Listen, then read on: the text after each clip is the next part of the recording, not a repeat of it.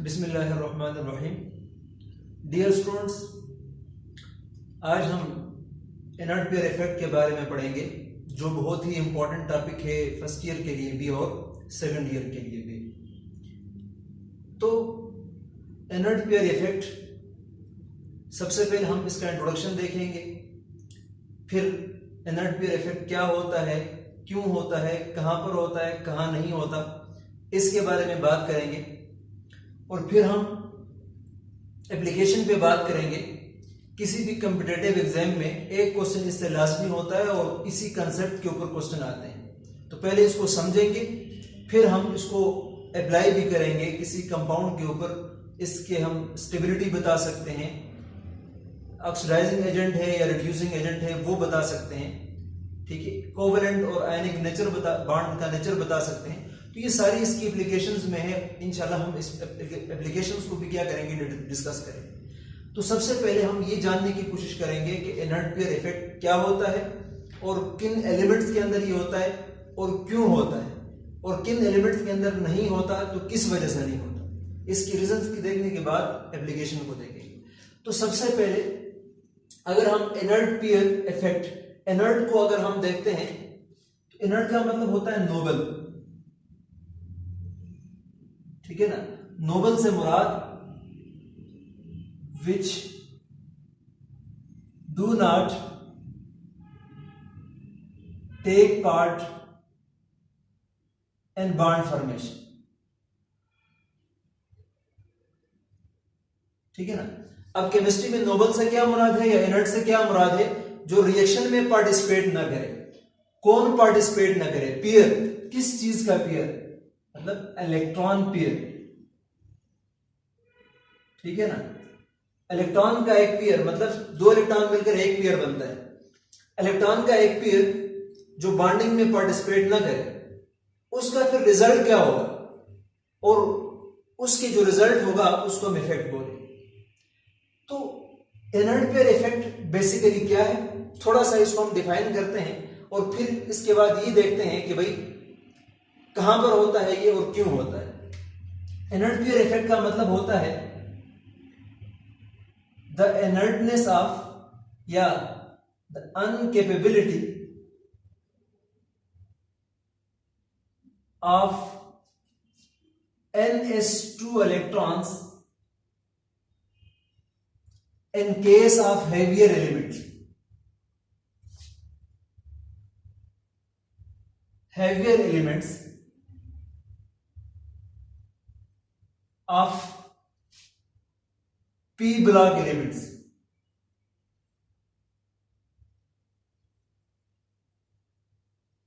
इसको हम क्या बोलते हैं? इनर्ट पेयर इफेक्ट बोलते हैं, ठीक है। क्यों होता है ये सारी चीजें हम डिटेल में डिस्कस करेंगे।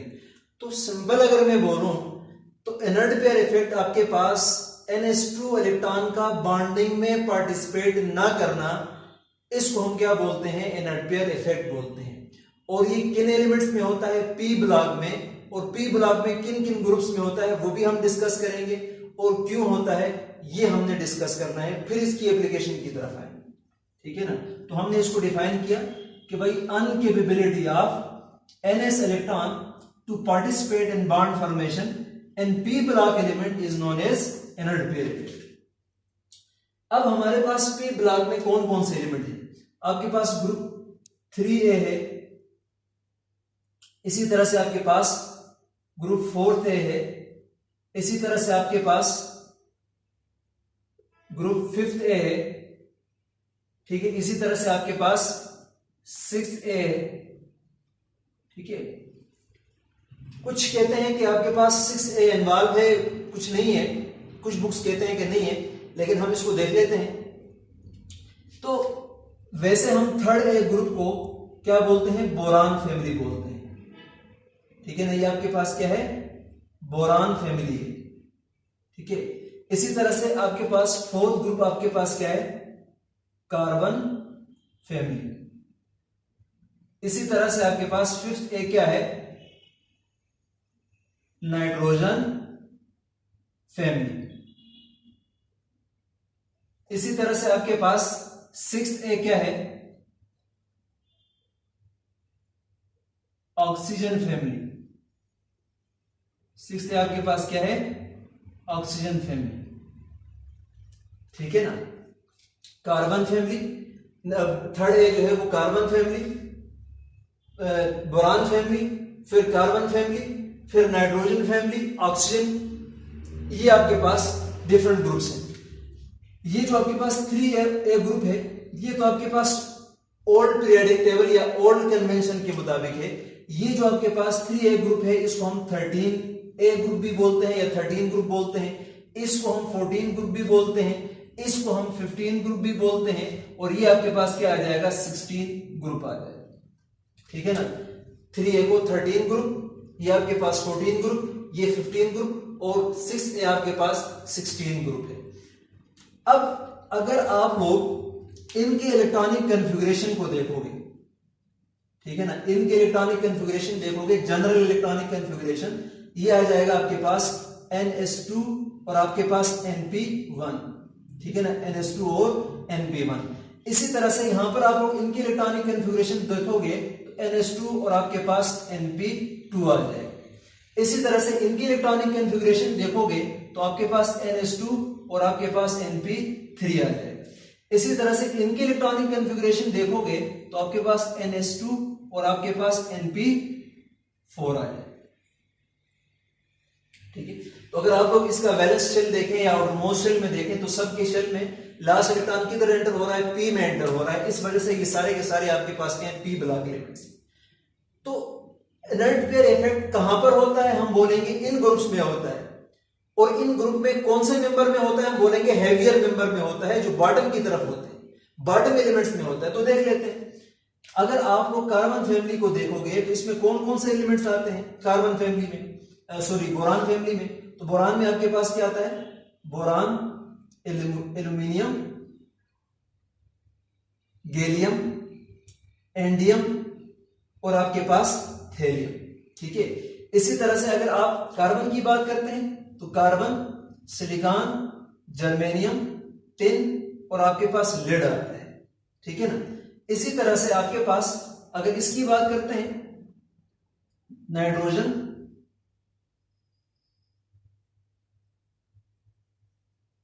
ठीक है, नाइट्रोजन, फास्फोरस, आर्सेनिक, एंटीमनी और बिस्मथ। इसी तरह से आपके पास ऑक्सीजन, सल्फर, सिलेरियम, टेलुरियम और आपके पास क्या है? पोलोनियम, ठीक है ना, और आपके पास क्या है? पोलोनियम। तो ये ग्रुप्स हैं आपके पास। अब अगर आप लोग देखें तो सबसे पहले अगर आप लोग गौर से देखेंगे तो इस केस में आपको क्या क्या मिलेगा, ठीक है ना, कौन सा एलिमेंट कौन से ऑक्सीडेशन स्टेट को शो करेंगे, ये हम देखेंगे।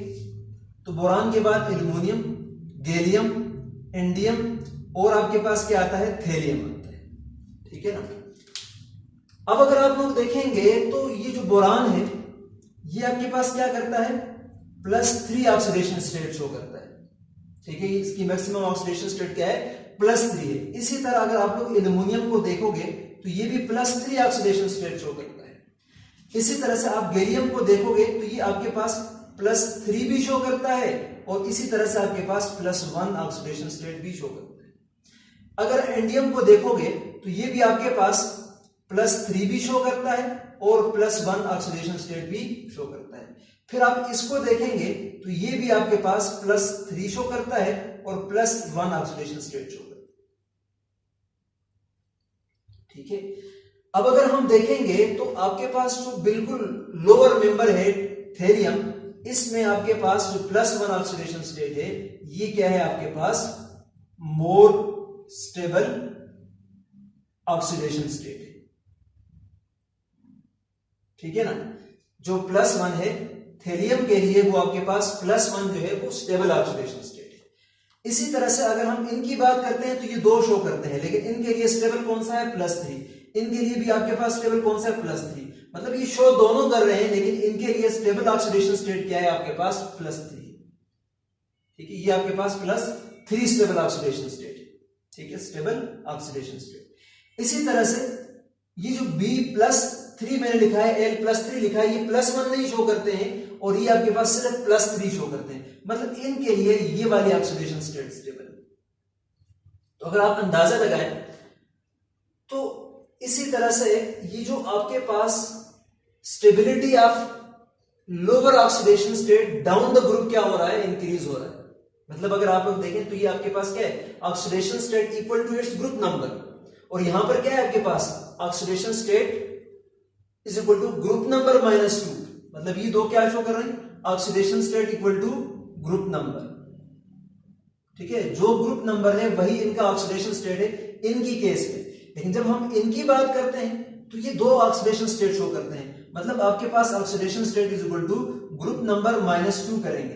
तो अगर आपके पास ग्रुप नंबर 3 है तो 3 माइनस क्या करेंगे 2 इज इक्वल टू आपके पास 1 आ जाएगा।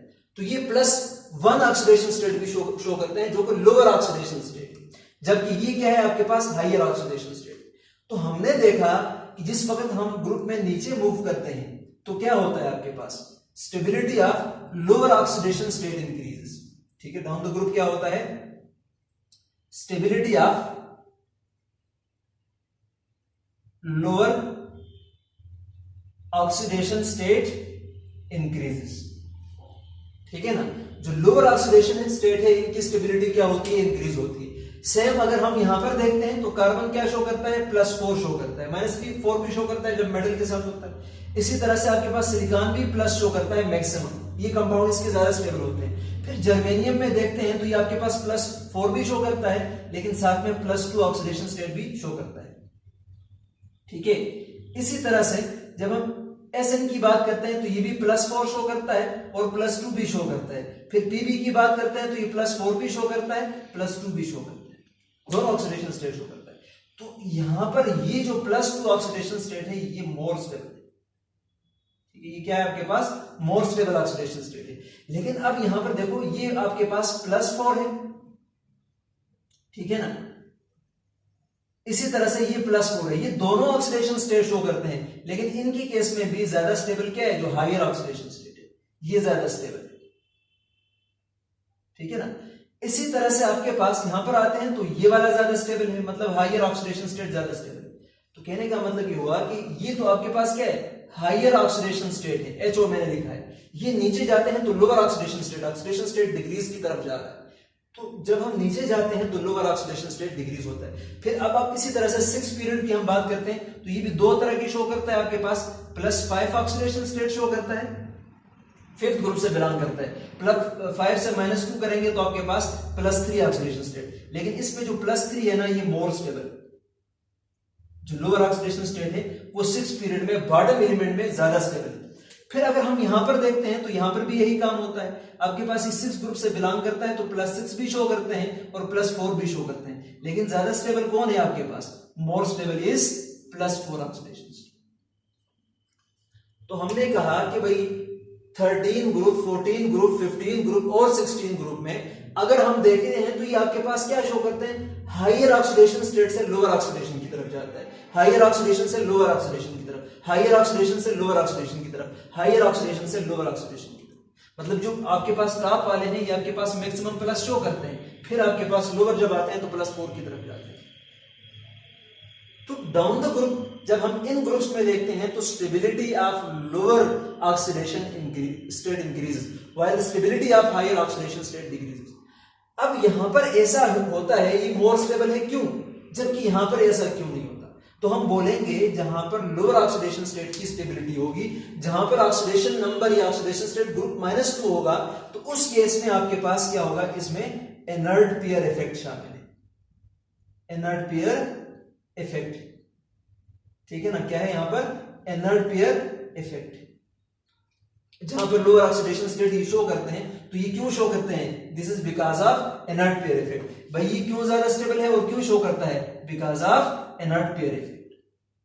ठीक है ना, इनर्ट पेयर इफेक्ट की वजह से करते हैं। तो यहां पर भी इनर्ट पेयर इफेक्ट ज्यादा, अब यहां पर इफेक्ट इनर्ट पेयर इफेक्ट ज्यादा डोमिनेट नहीं है, लेकिन जो 6 ग्रुप है आपके पास यहां पर इनर्ट पेयर इफेक्ट आपके पास सबसे ज्यादा डोमिनेट होता है।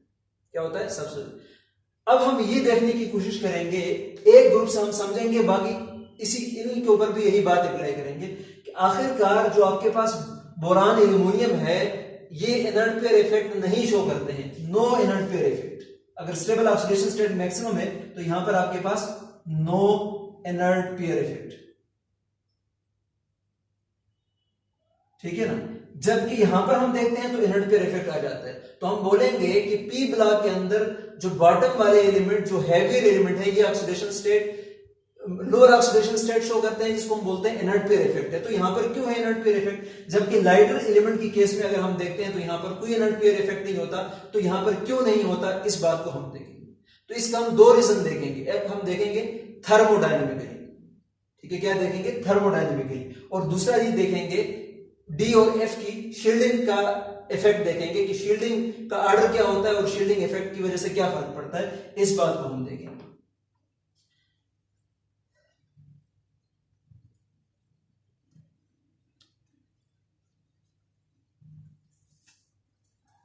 अच्छा जी, तो अभी हमने देखा था कि जो आपके पास बोरान फैमिली है, इसमें मैं ले लेता हूं एग्जांपल एल्युमिनियम का, जिसका एटॉमिक नंबर 13 है। और जनरल इलेक्ट्रॉनिक कॉन्फ़िगरेशन की बात अगर करें हम इनकी, तो आपके पास ये NS2 है और आपके पास NP1 है, ठीक है ना। तो इलेक्ट्रॉनिक कॉन्फ़िगरेशन अगर हम चेक करें तो इसका एटॉमिक नंबर क्या है? 13। अगर एटॉमिक नंबर 13 है तो इसके इलेक्ट्रॉनिक कॉन्फ़िगरेशन क्या बनेगा?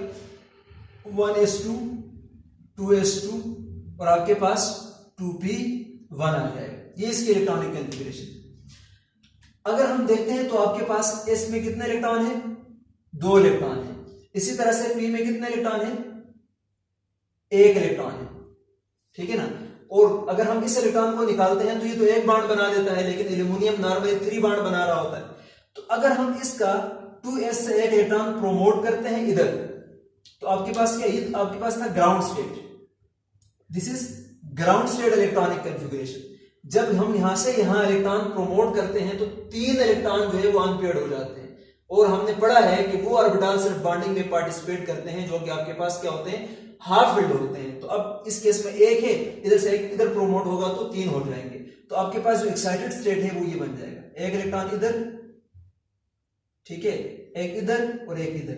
अब इस स्टेट को हम क्या बोलेंगे? दिस इज एक्साइटेड स्टेट, ठीक है। ये आपके पास इलेक्ट्रॉन की एक्साइटेशन होगी। ये आपके पास क्या है? 2s से 2p में जा रहा है, मतलब इलेक्ट्रॉन की प्रोमोशन एक ही ऑर्बिट में होती है, मतलब 2s सबशेल से 2p सबशेल में जा रहा है। जब भी आपके पास इलेक्ट्रॉन की ट्रांजिशन सेम ऑर्बिट के अंदर हो तो उसको हम बोलते हैं एक्साइटेशन। और जब आपके पास 1s से 2s में चला जाए तो ये डिफरेंट ऑर्बिट है। तो डिफरेंट ऑर्बिट में जब आपके पास इलेक्ट्रॉन जंप करता है तो उसको हम ट्रांजिशन बोलते हैं। तो ये डिफरेंस है आपके पास एक्साइटेशन और ट्रांजिशन, ठीक है ना। अब क्या होगा कि 2s से जब इलेक्ट्रॉन 2p में जाएगा तो 3 इलेक्ट्रॉन अनपेयर्ड हो जाएंगे, जिसको हम एक्साइटेड स्टेट बोलते हैं। अब यहां पर आपके पास क्या होगा? एक क्लोरीन इसके साथ जुड़ जाएगा, एक क्लोरीन इसके साथ, एक क्लोरीन इसके साथ। तो अगर एल्युमिनियम है तो ये आपके पास क्या बनाता है? Al3 बना देता है, AlCl3 बना देता है, ठीक है। एल्युमिनियम क्या बना देता है? AlCl3 बनाता है। अब याद रखना कि हमारे पास जो 2s है और 2p है, इनके दरमियान में एनर्जी गैप बहुत कम है, क्योंकि ये सेम ऑर्बिट से बिलोंग करते हैं, ठीक है ना। इनके दरमियान में एनर्जी का डिफरेंस बहुत कम है। तो यहां पर इसके जो 2 इलेक्ट्रॉन है और यहां पर 1 इलेक्ट्रॉन है, तो यहां पर जो इलेक्ट्रॉन हम प्रोमोट करेंगे यहां से यहां तक, तो हम इजीली कर सकते हैं। तो हम बोलेंगे कि इस एक्साइटेशन के दौरान हमें थोड़ी बहुत एनर्जी की जरूरत पड़ती है। जब हम एनर्जी देंगे तो ये इलेक्ट्रॉन यहां से यहां प्रोमोट होगा। मतलब यहां पर जो लोअर एलिमेंट में, इसमें आपके पास इलेक्ट्रॉन की इजी प्रोमोशन होती है। हम आसानी से क्या कर सकते हैं? 2s से इलेक्ट्रॉन को 2p में प्रोमोट कर सकते हैं।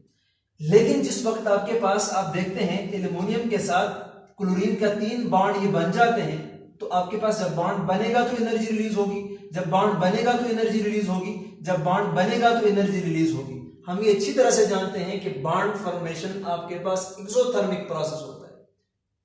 बॉन्ड फॉर्मेशन क्या होता है? एक्सोथर्मिक प्रोसेस होता है। तो मैं इस बात को याद रखिएगा, क्योंकि अभी हम इस पे बात करने वाले हैं कि in case of lighter element, जो लाइटर एलिमेंट है, इस केस में 2s और p के दरमियान में एनर्जी गैप कम होता है।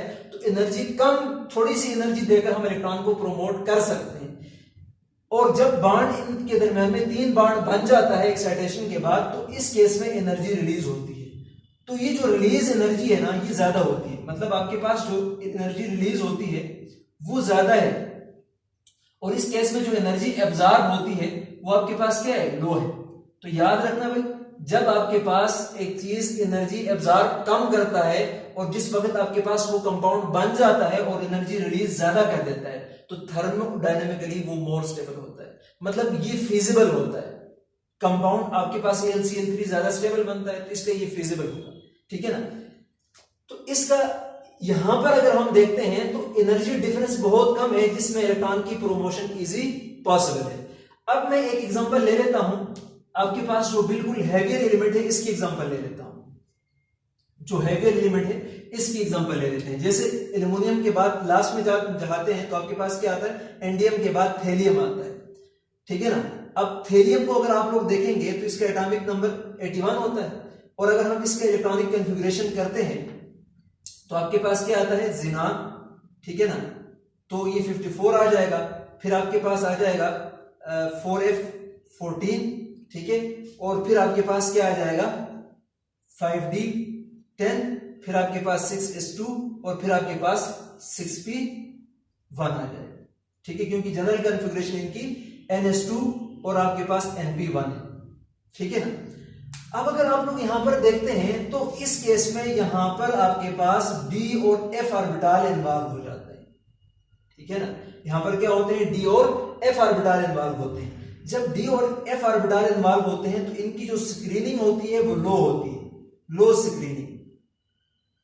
अब लो स्क्रीनिंग की वजह से क्या होगा, यहां पर जो न्यूक्लियस होगा आपके पास थेलियम का, वो जो आपके पास 6 इलेक्ट्रॉन है इसको अपनी तरफ होल्ड करके रखेगा और इसको बॉन्डिंग में पार्टिसिपेट करने नहीं देगा, जिसकी वजह से क्या होगा, 6s और 6p के दरमियान में आपके पास काफी सारा गैप डेवलप हो जाएगा, मतलब ये काफी लार्ज एनर्जी डिफरेंस होगा।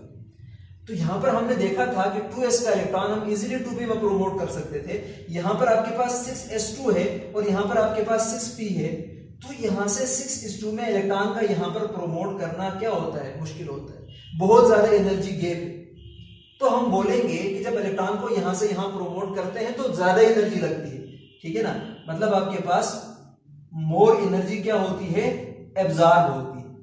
जब ये बॉन्ड बनता है आपके पास, जैसे आपके पास बॉन्ड बन जाए TlCl3 बन जाए, तो जाहिर बात है जब 3 क्लोरीन अटैच होंगे तो इस केस में एनर्जी रिलीज होगी, जैसे यहां पर रिलीज हुई थी, मैंने आपको बताया था।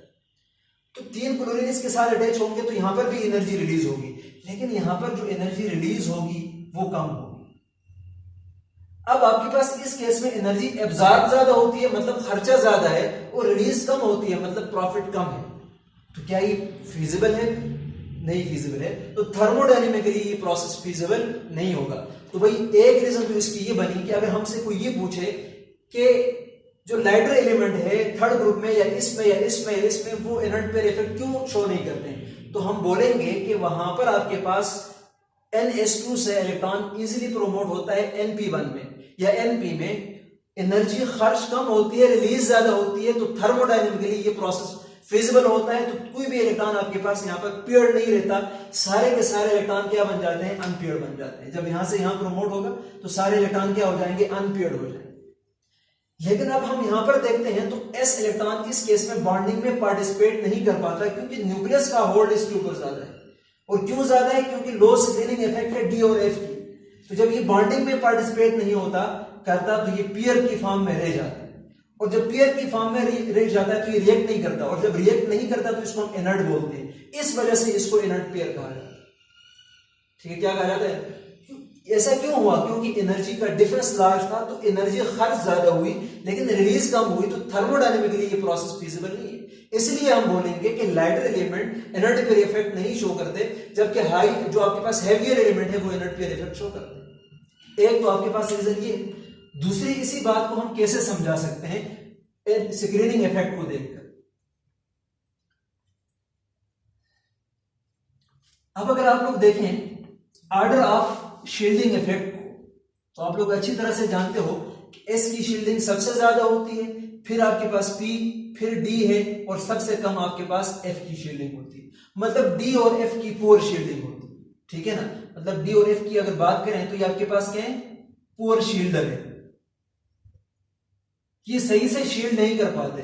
जब S और P की बात होती है तो ये आपके पास क्या है, गुड शील्डर है, मतलब ये सही से शील्ड कर पाते हैं, ठीक है ना। अब मैं इसके बारे में थोड़ी सी बात करूंगा कि क्यों D और F जो है वो पुअर शील्डिंग इफेक्ट शो करते हैं, जबकि S और P आपके पास क्या होते हैं, ज्यादा गुड शील्डर है। सबसे ज्यादा शील्डिंग इफेक्ट किसका है, S का, क्योंकि आपके पास क्या होता है, S स्फेरिकल इन शेप होता है। ठीक है ना। एस ऑर्बिटल क्या होता है, स्फेरिकल होता है। अब इससे क्या मुराद है भाई, अगर आपके पास ये एक कमरा है और कमरे में खिड़कियां दरवाजे सारा सब कुछ बंद है, बाहर से कोई चीज भी एंटर नहीं होता, तो वो कमरा वो रूम बहुत ज्यादा प्रोटेक्टिव होगा। सेम इसी तरह से इस एस ऑर्बिटल का मतलब ये है कि ये बिल्कुल बंद कमरा है जिसमें बाहर से कोई भी चीज एंटर नहीं होता, ये अच्छे से शील्ड कर पाता है। लेकिन जब हम पी, डी और एफ की तरफ जाते हैं, और स्पेशली मैं एफ की बात करूंगा और डी की बात करूंगा, तो आप लोग यहां पर देखते हैं इनका शेप डम्बल होता है और बहुत सारे लोब्स आ जाते हैं इस तरह से। जब हम पी में जाते हैं तो ये और भी डिफ्यूज हो जाता है, इसके और भी बहुत सारे लोब्स बन जाते हैं इस तरह से, ठीक है ना, ये लोब्स बन जाते हैं। भाई अब इससे क्या मुराद है, देखो पहले मैंने कहा था कि स्फेरिकल होता है, बिल्कुल इसकी मिसाल एक क्लोज रूम की है। लेकिन जब हम डी और एफ में जाते हैं तो ये मोर कॉम्प्लिकेटेड और डिफ्यूज बन जाते हैं। अब इसकी मिसाल बिल्कुल ये है, डी की मिसाल ये है कि आप दरवाजा खोल दें, एक दो खिड़कियां खोल दें, तो जाहिर बात है अब बाहर से कोई ना कोई एंटर हो सकता है, उसकी शील्डिंग क्या हो गई, कम हो गई। मतलब यहां से यहां से यहां से और यहां से एंट्रेंस के लिए जगह है, तो इसकी शील्डिंग है, इसकी प्रोटेक्शन क्या हो गई, उस रूम की कम हो गई। जब हम एफ की तरफ जाते हैं तो यहां पर तो आपके पास बहुत ज्यादा कॉम्प्लिकेटेड और बहुत ज्यादा ओपन हो जाता है। मतलब इसकी मिसाल बिल्कुल ऐसा ही है कि एक ऐसा रूम जिसका दरवाजा भी ओपन है, जिसकी जितनी खिड़कियां हैं वो सारे ओपन है, इसके रोशनदान भी ओपन है। मतलब इसमें कोई ऐसा नहीं है रहा है खिड़की या दरवाजे जो कि आपके पास क्लोज हो, सारे के सारे हमने ओपन कर दिए। जब सारे खिड़कियां और दरवाजे हम ओपन कर देंगे तो किसी भी जगह से कोई भी चीज एंटर हो सकता है, तो उस रूम की प्रोटेक्शन कम हो जाती है। सेम इसी तरह से आपके पास इसकी शील्डिंग इफेक्ट क्या होती है, कम होती है। तो न्यूक्लियस इजीली क्या कर सकता है, इसको पुल कर सकता है। तो ये पता चला कि अगर हम एस, डी और एफ की कंपैरिजन करते हैं तो एस की शील्डिंग सबसे ज्यादा है, मतलब ये बिल्कुल क्लोज रूम है, और जबकि एफ की शील्डिंग और डी की शील्डिंग क्या होती है, काफी हद तक बहुत कम होती है, क्योंकि यहां पर प्रोटेक्शन इसकी क्या हो जाती है, कम हो जाती है। तो इसलिए जहां पर डी और एफ की बात आएगी वहां पर स्क्रीनिंग इफेक्ट या शील्डिंग इफेक्ट क्या हो जाएगी, कम हो जाएगी, जबकि एस की केस में शील्डिंग इफेक्ट क्या हो जाएगी, ज्यादा हो जाएगी। तो देख लेते हैं हम। अब अगर आप लोग गौर से देखें तो इस बात को हम समझने की कोशिश करते हैं।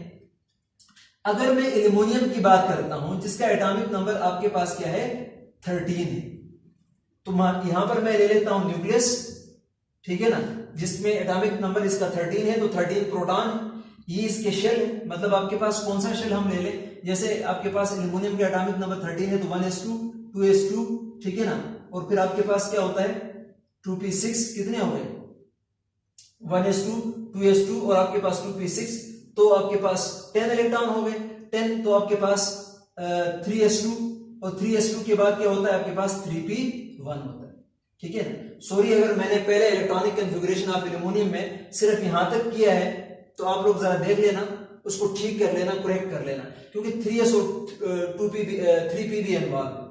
तो मैं ये कहूं, मैं सिर्फ लास्ट की बात करूंगा, ये 3s है और ये आपके पास 3p1 है, तो मैं इसको बोल देता हूं ये 3s2 है, ठीक है ना, और ये आपके पास क्या है, आपके पास 3p1 है, ठीक है ना। या इसको यूं कह दे कि आपके पास 1s2 2s2, इसको 1s2 बोल दे, ठीक है ना, और ये आपके पास क्या आ जाएगा 2s2 आ जाएगा, और फिर आपके पास यहां पर 2s2 के बाद क्या आता है 2p आता है 6, और फिर आपके पास क्या है 3s2, ठीक है ना, और लास्ट में आपके पास क्या आ जाएगा 3p1, ठीक है ना। अब अगर आप लोग देखें तो यहां पर इलेक्ट्रॉन ऑलरेडी प्रेजेंट है, ठीक है ना, यहां पर आपके पास क्या प्रेजेंट है, इलेक्ट्रॉन प्रेजेंट है, और यहां पर आपके पास क्या है ये। अब अगर आप लोग देखें तो ये जो आपके पास इलेक्ट्रॉन है ये एक दूसरे को क्या करते हैं, रिपेल करते हैं। ये इलेक्ट्रॉन एक दूसरे को क्या करते हैं, रिपेल करते हैं। जब रिपल्शन करेंगे तो यही रिपल्शन होती है जिसको हम क्या बोलते हैं, स्क्रीनिंग इफेक्ट बोलते हैं, ठीक है ना। अब इससे क्या होता है कि जब ये एक दूसरे को रिपेल करेंगे तो यहां से ये इलेक्ट्रॉन इजीली यहां पर प्रोमोट हो सकता है 3p में। अब न्यूक्लियस का होल्ड इन इलेक्ट्रॉन के ऊपर क्या हो जाएगा, बहुत कम हो जाएगा, ठीक है ना, बहुत ही वीक इफेक्ट है। न्यूक्लियस का होल्ड इनके ऊपर क्या है, कम है, मतलब ये न्यूक्लियस इस इलेक्ट्रॉन को रोक नहीं पाता, ये आसानी से किधर जाता है, p में जा सकता है। तो जब p में जाएगा तो 3 इलेक्ट्रॉन अनपेयर्ड होंगे तो 3 बॉन्ड बनेंगे आसानी से, तो मैक्सिमम ऑक्सीडेशन स्टेट ये क्या शो करेगा, +3 करेगा। अब जब हम यही बात किसके लिए करते हैं, यही बात हम Tl के लिए करते हैं, थेलियम के लिए बात करते हैं तो आपके पास ज़ीनान 54 तो यहां तक आ गया आपके पास, फिर बच गया आपके पास क्या 4f14, फिर आपके पास 5d10 और आपके पास 6s2 और फिर आपके पास 6p1। ठीक, अब अगर आप लोग देखें तो इस केस में एटॉमिक नंबर बहुत ज्यादा है, मतलब जब हम इंडियम से थेलियम में जाते हैं तो +32 का इंक्रीज आ जाता है, एकदम से इंक्रीज आता है, क्योंकि बीच में लेंथेनाइड्स भी होते हैं। तो इसके न्यूक्लियस में प्रोटॉन की तादाद बहुत ज्यादा होती है, 81 इसका एटॉमिक नंबर होता है। ठीक है ना, अब आपके पास 81 अगर इसका एटॉमिक नंबर है, मतलब इतने प्रोटॉन है इसके अंदर, और फिर यहां पर आपके पास मैं सिर्फ 4f लिख लेता हूं, बीच में ये आ गया आपके पास 4f आ गया, और फिर आपके पास क्या आ गया 5d आ गया, और फिर आपके पास क्या आ जाएगा 6s आ जाएगा, और फिर इसी के साथ आपके पास क्या है 6p है। ठीक है ना, और अब हम अच्छी तरह से जानते हैं कि आपके पास इनकी शील्डिंग, ठीक है, क्या होती है, वेरी पुअर शील्डिंग होती है। ठीक है ना, क्या होती है, वेरी पुअर शील्डिंग। अब यहां पर जब शील्डिंग पुअर है तो यहां पर मान लो कि ये 6s इलेक्ट्रॉन आपके पास यहां पर था, तो न्यूक्लियस इसके इलेक्ट्रॉन्स को क्या कर लेता है, स्ट्रांगली अट्रैक्ट करता है। क्या करता है, स्ट्रांगली अट्रैक्ट करता है। जब ये न्यूक्लियस इसके इलेक्ट्रॉन को अपनी तरफ स्ट्रांगली अट्रैक्ट करेगा, क्योंकि डी और एफ इसको शील्ड नहीं कर पाते, रिपल्शन कम होती है, तो ये एस आपके पास यहां ना रहकर किधर आता है, न्यूक्लियस के करीब आ जाता है। क्या आता है, न्यूक्लियस के करीब आ जाता है। क्या आता है, न्यूक्लियस के करीब आ जाता है। अब इस इलेक्ट्रॉन के ऊपर न्यूक्लियस का होल्ड क्या है, और भी ज्यादा हो गया, तो ये दो इलेक्ट्रॉन अब यहां पर नहीं जा सकते, क्योंकि पहले गैप कम था, लेकिन जब ये इन्वॉल्व हो गए तो न्यूक्लियस ने इसको अपनी तरफ क्लोज कर दिया। जब क्लोज कर दिया तो अब ये इलेक्ट्रॉन आपके पास इसी तरह से पेयर की फॉर्म में रहेंगे, ठीक है ना, और बॉन्डिंग में पार्टिसिपेट नहीं करेंगे, not participate in bond formation. जब बॉन्डिंग में पार्टिसिपेट नहीं करेंगे तो इसी को तो हम इनर्ट पेयर इफेक्ट बोलते हैं।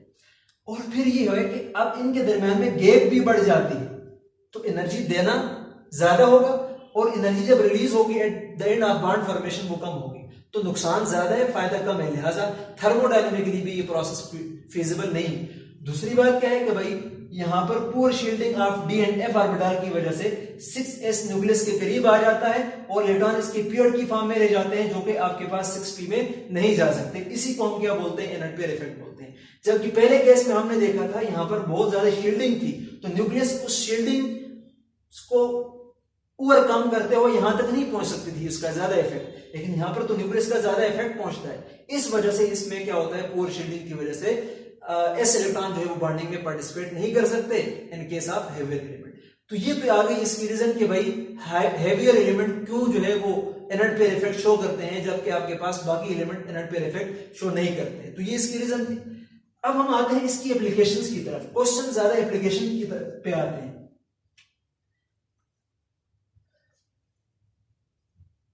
क्वेश्चन ज्यादा किधर आते हैं, एप्लीकेशन पे। जैसे कि अगर आपके पास है बोरान है, एल्युमिनियम है, गैलियम है, एंडियम है, और आपके पास थेलियम है, ठीक है ना, और सब के ऊपर मैं लिखता हूं +1 oxidation state, +1 oxidation state, +1 oxidation state, +1 oxidation state, +1 oxidation state. अब ये क्वेश्चन है और मैं आपसे ये पूछूं कि which one of the following is more stable, इनमें ज्यादा स्टेबल कौन है, ठीक है ना। तो अब अगर मैं देखूं तो बेसिकली ये चीज क्या है, आपके पास बोरान, एल्युमिनियम, गैलियम, एंडियम और आपके पास थेलियम। और हमने बात की थी अभी कि ये +3 में स्टेबल होता है, ये भी +3 में स्टेबल होता है, ये आपके पास ये भी +3 में स्टेबल होता है, ये भी +3 में ज्यादा स्टेबल होता है, +1 भी साथ में शो करता है, लेकिन +3 में ज्यादा स्टेबल है। और थेलियम जो है वो आपके पास +1 में ज्यादा स्टेबल है। और अभी हमने देखा था कि आपके पास down the group lower oxidation state की जो स्टेबिलिटी है वो क्या हो रही थी, इंक्रीज हो रही थी। मतलब स्टेबिलिटी इसकी क्या होती है, इंक्रीज हो जाती है। The stability of lower oxidation state increases. तो देखें +1 ये तो हायर, इसमें तो +1 में तो नहीं स्टेबल होता, ठीक है ना, ये तो डाउन द ग्रुप जाना पड़ेगा हमें। तो इसका मतलब ये हुआ कि अगर आपके पास ये +1 में हो तो ज्यादा स्टेबल है, और ये +3 में हो तो ज्यादा स्टेबल है, जबकि इसके ऊपर तो +1 लिखा हुआ है, तो +1 इज नॉट स्टेबल। तो ऑर्डर क्या बनेगा, ये बनेगा ठीक है ना। और अगर हम टॉप की तरफ आते हैं बॉटम से, तो टॉप की तरफ आते हुए हायर ऑक्सीडेशन स्टेट इंक्रीज होती है, तो ऑर्डर फिर आपके पास ये वाला बनेगा। ऑर्डर क्या बनेगा? ये वाला।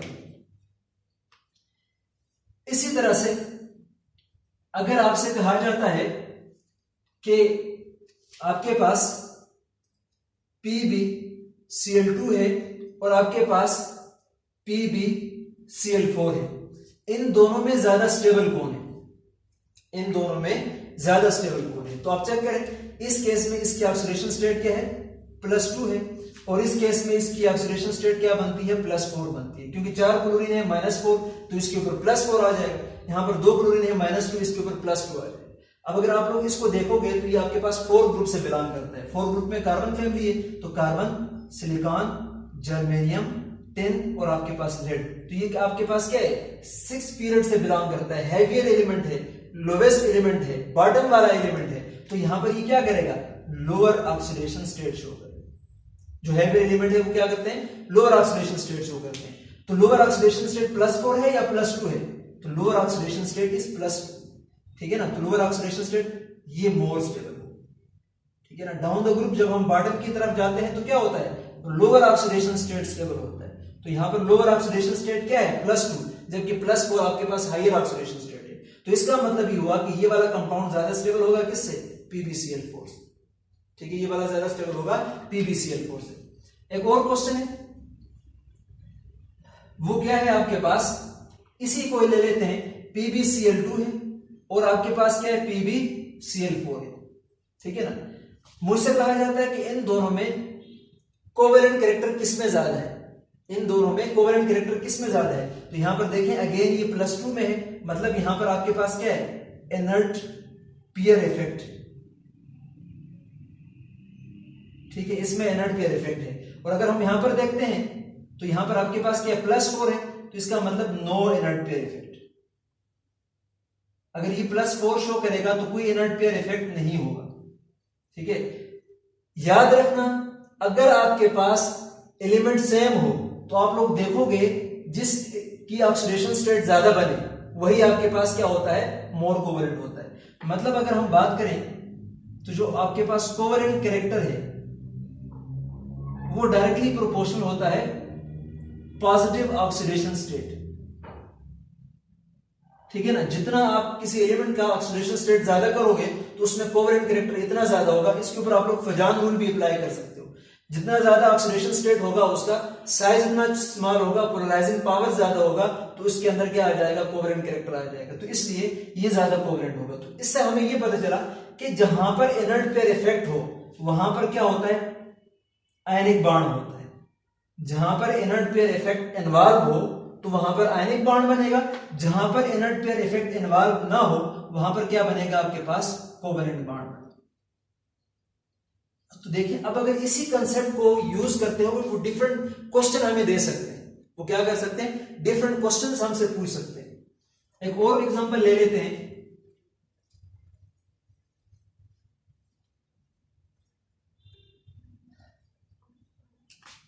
अब अगर आपसे कहा जाता है कि आपके पास क्या शो करते हैं? आपके पास TiTlCl है और इसी तरह से आपके पास TlCl3 है, ठीक है ना। TlCl और TlCl3 ये कंपाउंड है और आपसे पूछा जाता है इन दोनों में स्ट्रॉन्ग ऑक्सीडाइजिंग एजेंट कौन है, ठीक है ना। स्ट्रॉन्ग ऑक्सीडाइजिंग एजेंट कौन है? तो मैं सबसे पहले ऑक्सीडेशन स्टेट निकालूंगा, ये +1 में आएगा और ये आ जाएगा +3 में। अब देखें तो ये थर्ड ग्रुप से बिलोंग करता है, थेरियम, और जब थर्ड ग्रुप से बिलोंग करता है तो ये तो आपके पास बॉटम वाला एलिमेंट है थेरियम, तो ये 2 ऑक्सीडेशन स्टेट शो करता था, +3 और +1। तो हमने देखा ये बॉटम वाला एलिमेंट है, तो बॉटम वाले एलिमेंट के लिए क्या है? ये मोर स्टेबल, ठीक है ना। लोअर ऑक्सीडेशन स्टेट आपके पास क्या है? ज्यादा स्टेबल है। इसका मतलब ये हुआ कि अगर आप लोग देखें तो ये आपके पास ज्यादा स्टेबल है और ये आपके पास क्या है? लेस स्टेबल है। मतलब ये कंपाउंड अगर आपके पास TlCl3 है तो ये आसानी से किस में कन्वर्ट हो जाएगा? TlCl में आसानी से कन्वर्ट हो सकता है। मतलब ये आपके पास +3 में किस में कन्वर्ट हो सकता है, आपके पास किस में कन्वर्ट हो जाएगा, +1 में आसानी के साथ कन्वर्ट हो सकता है। तो इसका मतलब अगर ये आपके पास +3 मैक्सिमम है, इससे तो आगे जा नहीं सकता, वापस ये किसकी तरफ जा रहा है, लोअर ऑक्सीडेशन की तरफ। अगर ये TlCl से TlCl की तरफ जाएगा, मतलब TlCl3 से TlCl की तरफ जाएगा, तो +3 से +1 में जाएगा। इसको हम बोलते हैं डिक्रीज इन ऑक्सीडेशन स्टेट। और डिक्रीज इन ऑक्सीडेशन स्टेट को क्या कहा जाता है, रिडक्शन कहा जाता है। और जिसकी रिडक्शन होती है वो होता क्या है, ऑक्सीडाइजिंग एजेंट होता है। इसलिए इसमें ये वाला आपके पास क्या है, ऑक्सीडाइजिंग एजेंट है, स्ट्रॉन्ग ऑक्सीडाइजिंग एजेंट। और ये स्पॉन्टेनियसली किस में कन्वर्ट होता है, आपके पास TiCl में कन्वर्ट होगा। इसी तरह से एक और एग्जांपल भी हम लिख सकते हैं। क्या ले सकते हैं हम कि आपके पास है क्या है, PbI2 है, और इसी तरह से आपके पास PbI4 है, ठीक है ना। इनमें से कौन सा ज्यादा अच्छा ऑक्सीडाइजिंग एजेंट होगा, तो ये आपके पास आ गया +4 और ये आ गया आपके पास +2। अब देखें ये हैवियर एलिमेंट है तो इसमें ये ज्यादा स्टेबल है, ठीक है ना, और इसमें ये अनस्टेबल है, +4 की फॉर्म में अनस्टेबल है। तो ये कुदरत की कानून है कि भाई कोई भी चीज स्टेबिलिटी अनस्टेबल से स्टेबल की तरफ जाता है। तो ये +4 में अनस्टेबल है, जाएगा किस में, +2 की तरफ। मतलब अगर ये जाएगा तो इसकी ऑक्सीडेशन स्टेट क्या होगी, डिक्रीज होगी। और जिसकी ऑक्सीडेशन स्टेट अगर डिक्रीज हो तो उस प्रोसेस को हम रिडक्शन बोलते हैं। जिसकी रिडक्शन होती है वो आपके पास ऑक्सीडाइजिंग एजेंट होता है। वो क्या होता है, ऑक्सीडाइजिंग एजेंट। इसलिए ये आपके पास क्या है, ऑक्सीडाइजिंग एजेंट है।